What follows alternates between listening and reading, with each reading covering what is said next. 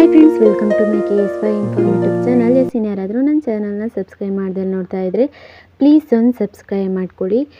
ಈ ಬಿಸಿಲಿಗೆ ಅಂತೂ ತಡ್ಕೊಳಕ್ಕಾಗೋದಿಲ್ಲ, ತುಂಬಾ ಸೆಕೆ ಆಗ್ತಾ ಇರುತ್ತೆ. ಇವಾಗ ಏನಾದರೂ ಜ್ಯೂಸ್ ಅಥವಾ ಪಾನಕನ ರೆಡಿ ಮಾಡ್ಕೊಂಡು ಕುಡಿಯೋಣ ಅನಿಸುತ್ತೆ. ಅದಕ್ಕೆ ನಾನಿವತ್ತು ಪಾನಕ ರೆಸಿಪಿನ ಹೇಳ್ಕೊಡ್ತೀನಿ. ಒಂದು ನಿಂಬೆಹಣ್ಣಿನ ಗಾತ್ರದ ಹುಣಸೆ ಹಣ್ಣನ್ನು ಒಂದು ಪಾತ್ರೆಯಲ್ಲಿ ಹಾಕ್ಕೊಳ್ಳಿ. ಅದಕ್ಕೆ 1 ಕಪ್ ಆಗುವಷ್ಟು ಬೆಲ್ಲನ ಸೇರಿಸ್ಕೊಳ್ಳಿ.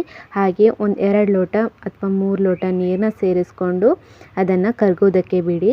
ಸ್ವಲ್ಪ ಕರಗಿದ ಮೇಲೆ ಇದನ್ನು ಸ್ವಲ್ಪ ಕಿವುಚ್ಬಿಟ್ಟು ಮತ್ತೆ ಅದನ್ನು ಸೋಸ್ಕೊಳ್ಳಿ. ಅದಾದಮೇಲೆ ಆ ನೀರಿಗೇ 1 ಟೀ ಸ್ಪೂನ್ ಆಗುವಷ್ಟು ಏಲಕ್ಕಿ ಹುಡಿನ ಹಾಕ್ಕೊಳ್ಳಿ.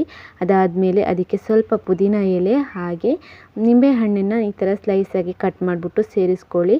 ಅದಾದಮೇಲೆ ಮಿಕ್ಸ್ ಮಾಡಿಕೊಂಡು ಫ್ರಿಜ್ನಲ್ಲಿ ಇಟ್ಟಾದರೂ ಕುಡಿಬೋದು ಅಥವಾ ಹಾಗೇನಾದರೂ ಕುಡ್ಕೊಬೋದು. ಈ ಪಾನಕ ಅಂತೂ ದೇಹ ತಂಪಾಗಿಡೋದಕ್ಕೆ ಸಹಾಯ ಆಗುತ್ತೆ. ನೀವು ಒಂದು ಸಲ ಟ್ರೈ ಮಾಡಿ.